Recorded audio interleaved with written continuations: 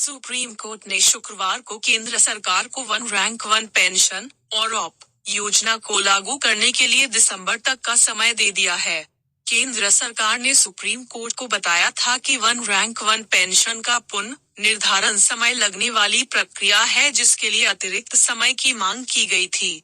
दरअसल supreme court की ओर से 16 मार्च को पारित एक निर्देश में ओआरओपी योजना में 3 महीने के भीतर पेंशन को फिर से तय करने का निर्देश दिया था।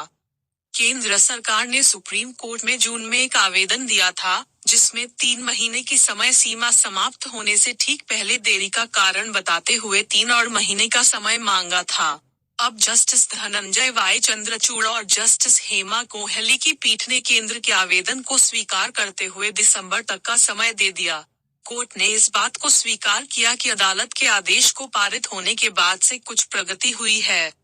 केंद्र ने सुप्रीम कोर्ट के सामने रखी यह दलील।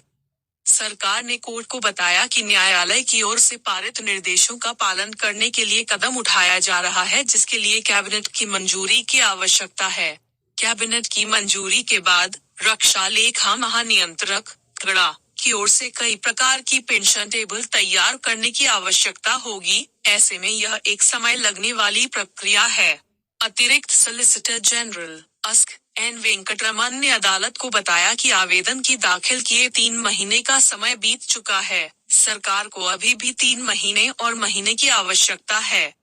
15 दिसंबर तक का दिया समय।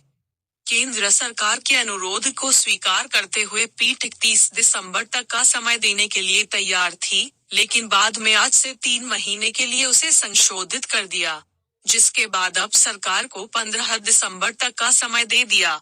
केंद्र सरकार के आवेदन का भारतीय पूर्व सैनिक आंदोलन ने विरोध किया।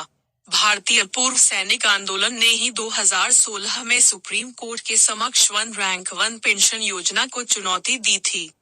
हर 5 साल में पेंशन के पुनर्निर्धारण की बात। इस योजना में प्रत्येक 5 वर्ष के बाद पेंशन के पुनर्निर्धारण की परिकल्पना की गई थी। यह प्रक्रिया वर्ष 2019 में की जानी थी, लेकिन मामला कोर्ट में लंबित होने के कारण केंद्र ने यह कवायद नहीं की। मार्च के अपने आदेश में कोर्ट ने कहा, हम निर्देश देते हैं कि 7 नवंबर 2015 के कम्युनिकेशन के संदर्भ में 5 साल की समाप्ति पर 1 जुलाई 2019 से फिर से निर्धारण किया जाएगा।